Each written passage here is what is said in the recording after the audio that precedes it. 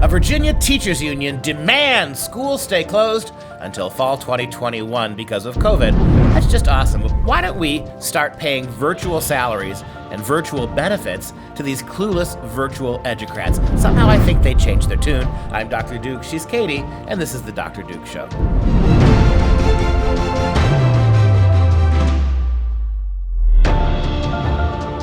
Hello, everyone, and welcome to the Dr. Duke Show, the only program that keeps you educated on the craziness impacting K-12 classrooms and college campuses around the world. Today, we start in Fairfax, Virginia, where the teachers union is absolutely demanding schools remain closed until fall 2021. All this despite new data that finds COVID outbreaks in schools aren't really happening the way they expected they would, at least not elementary, middle, and high schools. I teach at a university, and that's where it seems to be going crazy because those kids can't keep their pants on and can't stop from partying. That's pretty much the main reason why. If at universities, they may as well classify COVID as another sexually transmitted disease because that's how they're catching it, or a consequence of alcoholism, extreme drinking.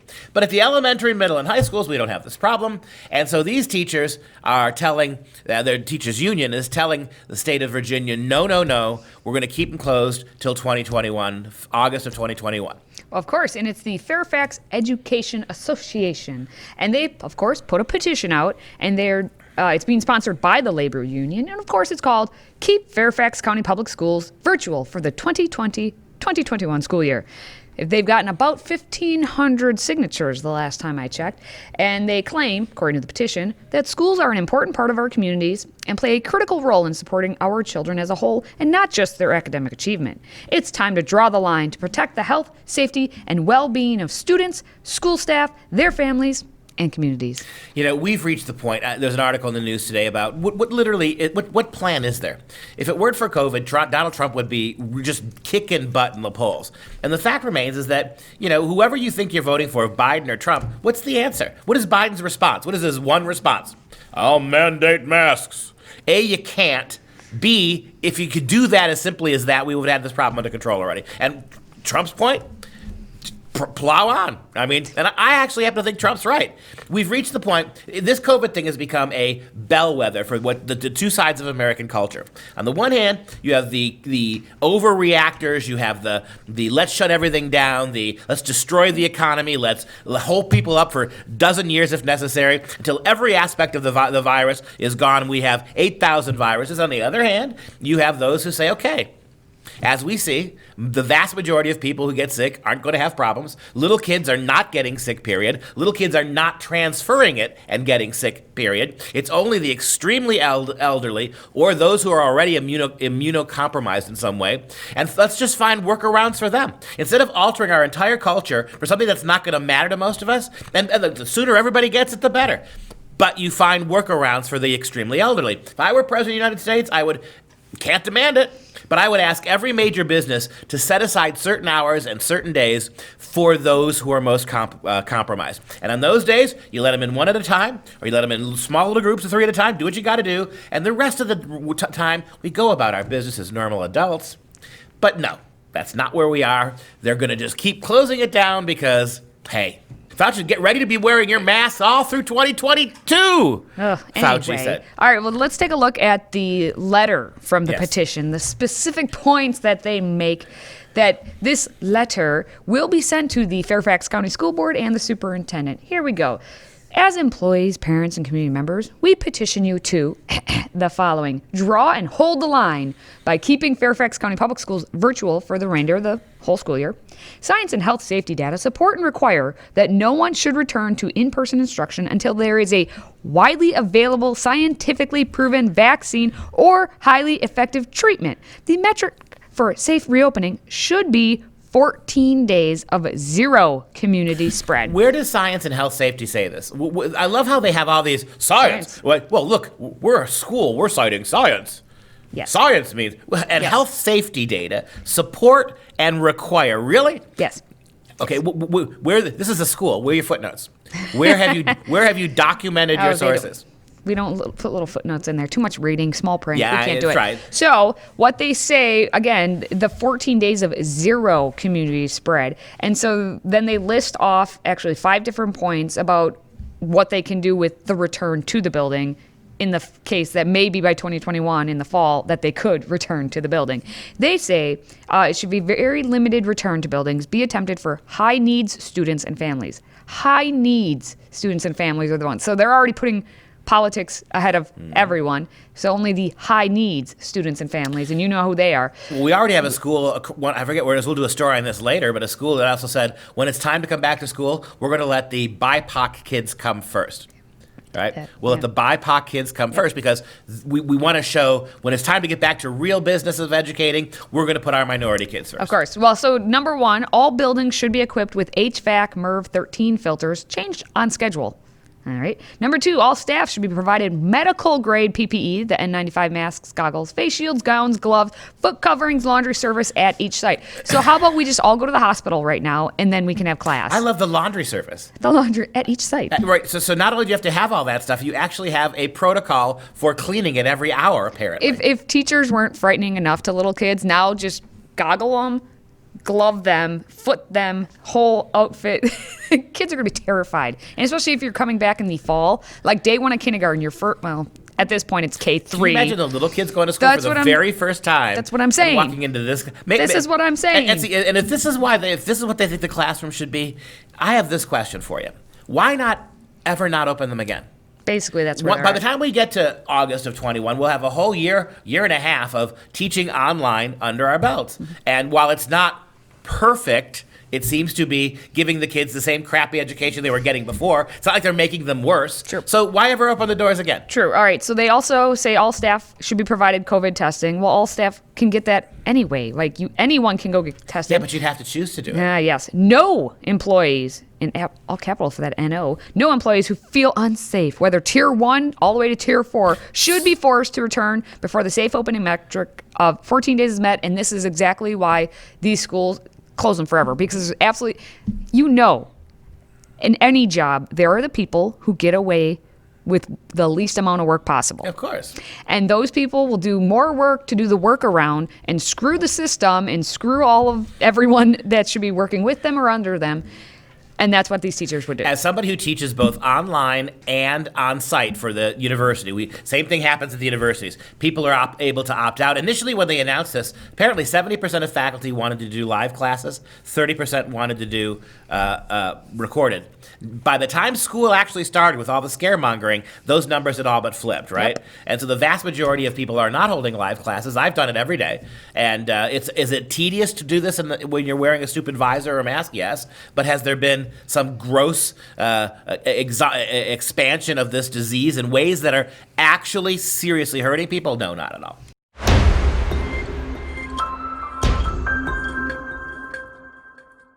Oh, the poor, poor American Civil Liberties Union, the ACLU, are crying in their Cheerios today because they had a lawsuit that they had filed on behalf of 4 plaintiffs, and it was actually just recently tossed out by a federal judge. Now, the suit was actually hoping to block Education Secretary Betsy DeVos's rule that dictated how colleges and K-12 schools must respond to reports of sexual misconduct. Now, we know that this had passed, and back in August it actually took effect. Betsy DeVos, the Ed Department, they got their Title IX, basically everything lined up to where it was meant to be, and it codified protections to hold schools accountable that ensured survivors of sexual assault are not just brushed aside, but it also said that if you are accused, you're not just automatically determined to be guilty. So I guess we're actually going to use evidence and law and all of that. Let's call this what it is. That's what the background is, though. Good. But for this actual ACLU suit, they're not the only ones. They're trying to come at this every which way to fight this to overturn it. A number of Democrat state governors and attorneys general have filed on to this suit, or if not this one similar to it. A different one, yeah. To try to get this done. And I believe that was thrown out too. Yep. The bottom line is that what the progressives want is a unbalanced system of justice wherever. Think about Kavanaugh. Think about hashtag MeToo, which, by the way, you haven't heard those words for the last 2 years of this campaign because Tara Reade. Right? Yep. Imagine if we gave Joe Biden the Kavanaugh treatment with respect to women's accusations. Tara Reade's accusations are consistent, long-standing, and thorough. much more than you had with Blasey Ford and the others coven of confused witches who went after Kavanaugh. Here you have a situation where, all right, you feel free not to believe Tara Reade, feel free to argue that it's been too long. Statute of limitations has expired. Feel that way all you want. And don't believe her, but she has as credible or more credible a story than the accusers of Kavanaugh are, but it's Joe Biden. It's the same thing now with the stupid Hunter Biden website. What is the progressives' argument when they get accused of things they accuse Republicans of? It's a lie, I'm not talking about it. And no one holds them accountable. So good on you, Betsy DeVos. We did a story about this a couple of months ago when she passed this. All she's doing is bringing back constitutional due process to protect those who are wrongly accused, to give the accused the same ability to see evidence and to engage the process and to be fully made known what's being accused, what the accuser is saying. That's all. This is a matter of bringing back due process. And it's amazing how the left has lost their mind. They don't want due process when it comes to Tara Reade. And they certainly don't want it when it comes to Hunter Biden. But when it comes to Kavanaugh, they're all for it. And to the degree that their hypocrisy now is shocking. Well, at the K-12 and college level for our children, we find that Judge Richard D. Bennett had sided with DeVos and the Ed Department for this specific lawsuit with the ACLU. And they ruled that the 4 plaintiffs that were being represented, they lacked a standing to sue. And that, in legal jargon speak, basically means that they couldn't They're not college kids. Okay. But in terms of standing, it's failing to show ability to bring the lawsuit because, you're not, your stake in the outcome is... You're not a college professor who's accused. You're not a college kid. They have no standing, right? And doesn't it, as somebody who has been aware of this stuff as you are in the education, doesn't it bother you that the so-called ACLU, who's everybody thinks is about civil liberties, their entire premise here, the ACLU, in starting this lawsuit, is to deny civil liberties to young men on college campuses in the name of a feminist movement that has betrayed itself. You haven't heard much about #MeToo died the moment Tara Reade was mocked and ignored for her claim. It's not a thing anymore. And on the basis of that alone, the American Civil Liberties Organization has decided to try to legally remove civil liberties from young men on college campuses.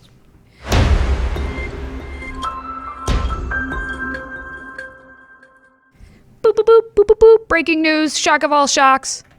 Democrats will support other Democrats, especially if they're professors in the UW system, which we all know all the professors at the UW system and pretty much all college systems are Democrats. And we're finding out now that 98% of the University of Wisconsin, which has 13 two-year colleges and 13 four-year colleges, so 26 colleges, 98% of those professors who decided to donate to the federal campaigns, federal election, 98% voted or donated to Democrats. I didn't see it coming. I am shocked. As somebody who teaches in the UW system, the University of Wisconsin system, this is a problem. I'm all for give your money to whoever you want. I'm a capitalist, unlike so many of the professors on college campuses who don't believe in free market capitalism. I do. You have a right to give your money to whoever you want. But at a university, a place where you're supposed to be educating children, forget that, educating adults. You're supposed to be educating adults. A place where you're supposed to have a commitment, as the Wisconsin ideal says, to open the professors being allowed to deal with any kind of controversial issue. The sift and winnow process of the Wisconsin ideal about free speech. When you've got institutionally 98% of faculty at UW system schools donating to one party, I can't tell you as a professor how many times I've heard at the 7 different universities I've taught at. I can't tell you how many times I've heard this from progressives. Institutions have their own biases, and only people outside the institution can see them. Right? Mm-hmm. To argue, this is what they constantly say, right? Every institution in its own way is problematic. Institutions, by definition, have inherent racism and bias, except for them, of course. Okay. If the boardroom of Coca-Cola was 98% Democrat, they'd be screaming that conservatives and minority voices were being ignored. In all sorts of other ways, if you had this kind of monolithic attitude at a major public institution, can you imagine if the FBI or if police officers across the country in 98% were donating to conservative causes? They would never, ever let this rest. But institutions alone, because they teach it them, progressive universities alone never should undergo scrutiny for this. You ask them about this 98% figure and how this utterly undermines their ability to teach fairly and accurately, they will say this. Well, our teachers are professionals. They're able to teach without getting their politics into the classroom. Have you seen how many stories in the last 2 years we've done? Have you seen how many stories in the last 2 years we've done about UW systems abuse of the rights of those who don't see it the way they do? Yeah, I'm going to give you the actual number, so it's just 98% of what? Democrats have received, federal candidates have received $944,318 in this election cycle, and now Republicans got $20,000 and $20,147. Now, according to the Federal Elections Commission data, the FEC,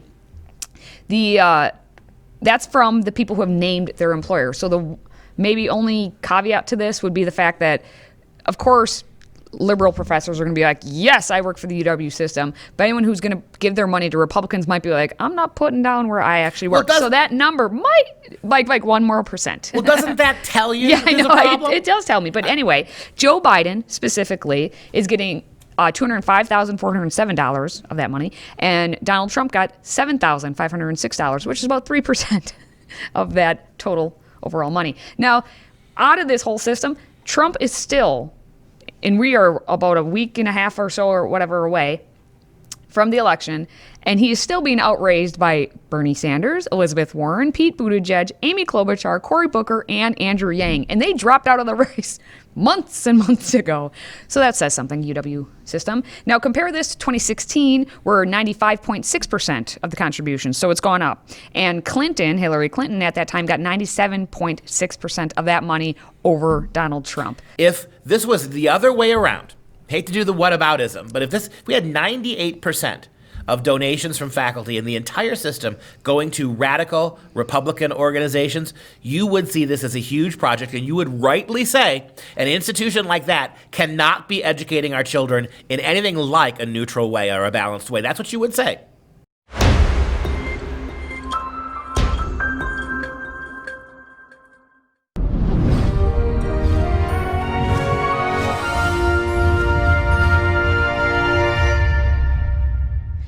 It's time for some real education. The mausoleum at Halicarnassus, also known as the Tomb of Mausolus, was a tomb built between 353 and 350 BC in Halicarnassus, present-day Turkey. It was created for Mausolus and his sister wife Artemisia II of Caria.